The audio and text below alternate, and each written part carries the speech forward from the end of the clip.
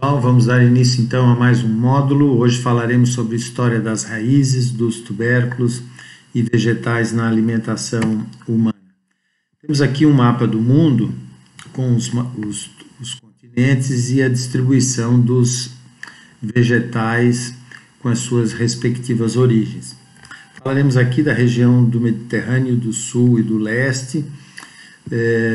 Então temos aqui alcachofra, aspargo, cevada, repolho, cenoura, ervilhas, trevo, figo, uvas, lúpulo, alho poró, lentilha, alface, azeitonas, grão de bico, a couza, né, que dá origem à canola, a beterraba e o trigo.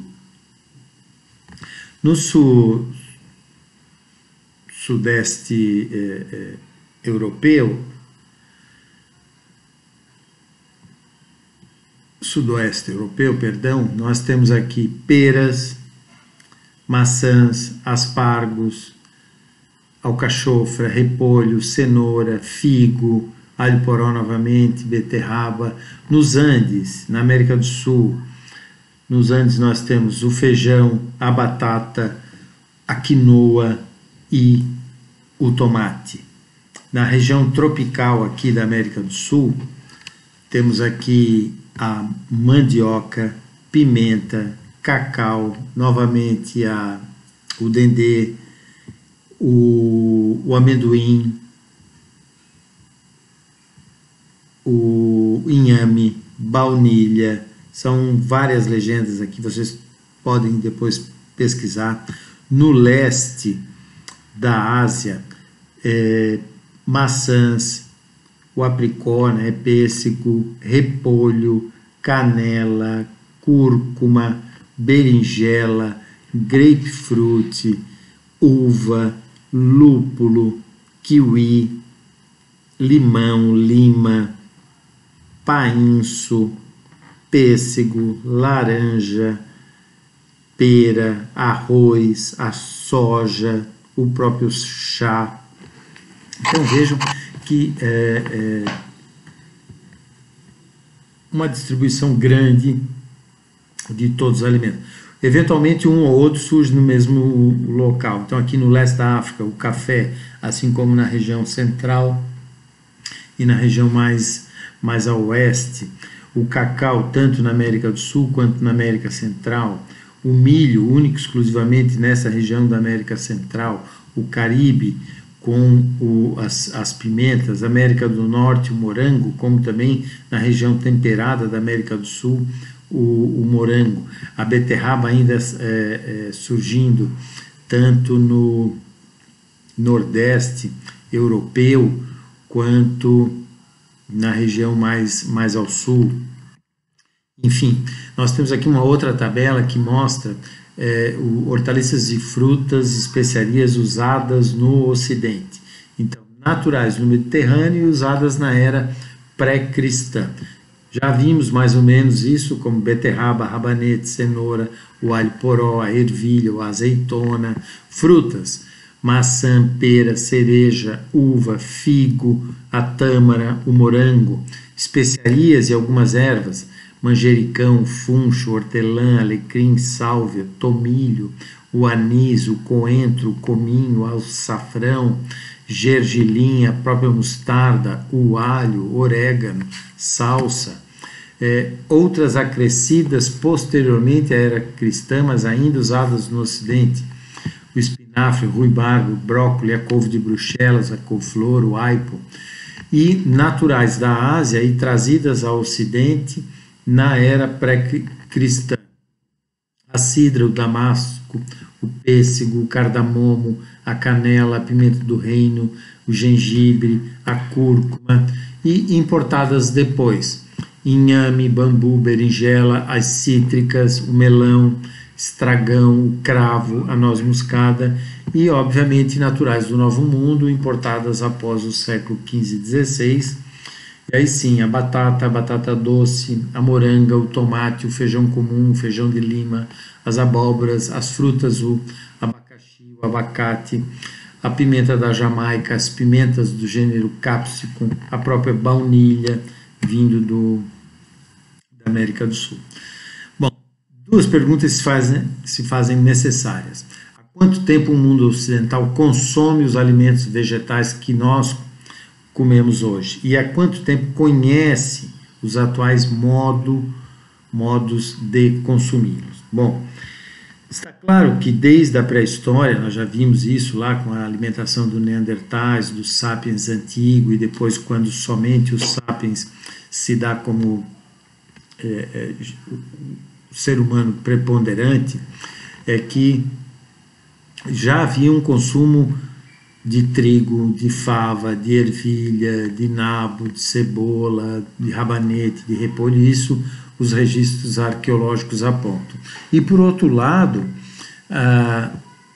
essa gama que nós consumimos hoje, que foi mostrado naquele mapa anterior, ela só se tornou disponível após a era das grandes navegações, a partir aí do século XV e XVI. Então, na América Central aqui, milho, feijão, abóbora já eram gêneros básicos por volta do ano 3500 a.C. E as comunidades andinas, em especial onde hoje é o Peru, a batata era a alimentação básica. No norte da Ásia e no sul da Ásia, nós temos aí painço, repolho, arroz, a banana, o inhame, as frutas cítricas originárias aqui da Ásia, né? E na África nós temos o melão, o painço, arroz também, sorgo, inhame, melancia. E tanto na Europa quanto na Ásia, o ingrediente usado como tempero preponderava a mostarda, e na Ásia o gengibre. Nas Américas, as pimentas do gênero cápsico, e se faz uso aí do registros, né, de canela no Egito por volta do ano 1200 a.C. Bom, por volta aí dos anos 550 a 330 a.C., se estabelece o que a gente chama de Império Aquimênida Persa, comandado por Ciro, que é o grande imperador aí, e esse Império Persa, ele é apontado hoje como um exemplo e referência tanto na gastronomia quanto na culinária. Mesmo depois, com o ressurgimento da alta gastronomia a partir do século XIX, XX e XXI, ainda os banquetes persas, aquimênidas, são referência. Para vocês terem uma ideia desse império, do tamanho desse império, ele é ainda hoje o maior império de todos os tempos em termos de porcentagem populacional daqueles seres humanos que viviam na época. Cerca de 44% dos seres humanos que viveram nesse período histórico aqui estavam sob o domínio do Império Aquimênida. E ele é, sim, considerado até hoje o elo entre tudo aquilo que se tinha sobre consumo e modo de preparo dos alimentos e a parte posterior. Bom, vizinho a esse Império Persa, onde hoje nós temos a Turquia, havia, né, e ainda há, a Grécia, com as suas cidades-estados, principalmente aqui Atenas e Esparta, mas havia outra, e logo acima a Macedônia, né? E os gregos, logo que foram invadidos pelos Aquimênidas, estavam divididos entre aqueles que queriam imitar a gastronomia aquimênida e, por outro lado, os espartanos e Sócrates, que queriam rejeitar aquele tipo de cozinha, uma cozinha refinada e etc. Bom, impérios que vieram posteriormente ao Império Persa, como os macedônios de Alexandre o Grande, os governantes do Império Maurya, no norte da Índia, buscaram nos persas modelos tanto de governança quanto de gastronomia. Tá? Bom, de acordo com a religião grega que predominava na época, a religião zoroastriana, a virtude dos devotos era que deveriam comer alimentos bons que haviam sido tocados pelo fogo sagrado purificador, símbolo da justiça. Em resumo, os alimentos que eram cozidos. Mas é interessante porque, de acordo com a religião zoroastriana, o leite, alimento símbolo da pureza e da inocência, já vinha pronto, porque ele vinha cozido pelo fogo do corpo da mãe. Assim como também era o mel, que aliás era o único inseto, a abelha era o único inseto bom para os humanos. As galinhas também eram bons, galinhas que os persas trouxeram da Índia, né, eram considerados bons porque o canto do galo anunciava o retorno da luz, o amanhecer. E os ovos também eram considerados bons porque havia uma estrutura concêntrica, casca, clara e gema, e que ecoavam as esferas cósmicas. E as ervas, por sua vez, também eram boas porque eram lembranças do paraíso. E assim, seres humanos bons eram aqueles que comiam com moderação alimentos cozidos, pão, carne e vinho. Lembrando que a carne aqui é somente em cerimônias sacrificiais, etc. Bom, alimentos crus que não haviam sido tocados pelo fogo purificador eram considerados ruins, assim como uma série de vermes e lagartos, etc. Bom, e os homens maus, então, eram aqueles que se empanturravam, escravos do demônio do apetite descontrolado, da gula, né, e que comiam alimentos crus, insetos, etc., e por consequência fediam e defecavam em excesso. Bom, as regras judaicas estabelecidas nos livros Levítico e outros do Antigo Testamento parecem ecoar um pouco essa definição grega e zoroastriana. Bom, sangue, animais com casco fendido, né, a menos que ruminantes, porcos, animais com barbatanas e escamas que viviam na água e também insetos eram todos proibidos como alimentos. Embora a proibição de carne suína pela religião judaica tenha sido objeto de questionamento em meados do século XX, em que se descobriu que talvez fosse uma medida preventiva contra a triquinose provocada pela Trichinella spiralis, que é esse vermezinho aqui, que se estabelece no músculo e que pode vir a causar no ser humano desde uma diarreia até a morte. Quem já fez tecnologia de carne ou virá a fazer, certamente já ouviu ou ouvirá a falar sobre a trichinose. Enfim, em 450 a.C., os gregos finalmente derrotaram os persas. E aí, nas suas cidades-estados, principalmente Atenas e Esparta, além do debate político, os gregos debatiam a política culinária persa, os seus banquetes gigantescos, refinadíssimos, mas principalmente uma prática persa que me parece ainda persiste, que era a oferta que os persas faziam de presentes para conquistar lealdade e apoio político, né? E, ao contrário dos persas, os gregos gostavam de alardear que era um povo abstêmio, que consumia principalmente vegetais, plantas, eram considerados mastigadores, eles se definiam como mastigadores de folhas, que não tinham nada mais do que mesas pequenas.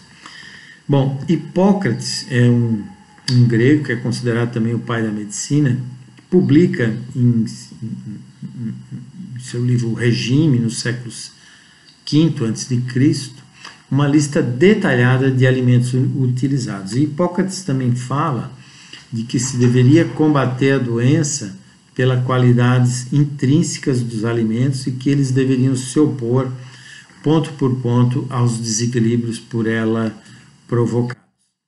Bom, Hipócrates, no regime, inicia a descrição pela cevada. E, aliás, é da cevada que surge um prato típico espartano e grego, o masa ou masá, feito de cevada pré-cozida, torrada para retirar aquele folhelho, transformada numa farinha fina chamada de alfita, e depois dessa farinha pronta se misturava com algum tipo de líquido, que poderia ser água, leite, óleo e até mesmo mel, e alguns condimentos. Se amassava isso cuidadosamente e estava pronta a masá. A essa masa ou masá se adicionavam alguns tipos de acompanhamento: azeitonas, figos, leite ou mesmo queijo de ovelha. Ocasionalmente peixe salgado, afinal de contas o Mediterrâneo banhava a Grécia e banha até hoje, e a carne era raríssima, a não ser em cerimônias sacrificiais. Então, o importante dizer é que a masa ou masá era um prato básico da dieta grega, né? E o regime esse de Hipócrates, essa publicação de Hipócrates, ainda destacava, além de outras hortaliças e o queijo, a importância do alho e da cebola na saúde humana, além do poejo, do manjericão e o tomilho como condimentos. E um outro prato típico e que ainda é bastante consumido na cozinha grega é a sopa feita de legumes. Interessante é que é na Grécia Antiga que se estabelece, que fica evidente o contraste das dietas das classes rica e pobre, né? Os gregos gostavam de alardear a sua frugalidade, a sua alimentação leve, baseada em vegetais, cereais, e uma alimentação leve, abstêmia, o cuidado, principalmente os espartanos, corpo são e mente sana. Então o corpo deveria ser tão bem tratado quanto a mente. Então essa união de corpo e mente na filosofia grega, isso nos remonta aí a uma série de filósofos, inclusive o próprio Pitágoras, que já foi falado lá na História da Carne, como os pitagóricos, como sendo um grupo de pessoas que seguiam uma dieta vegetariana, né?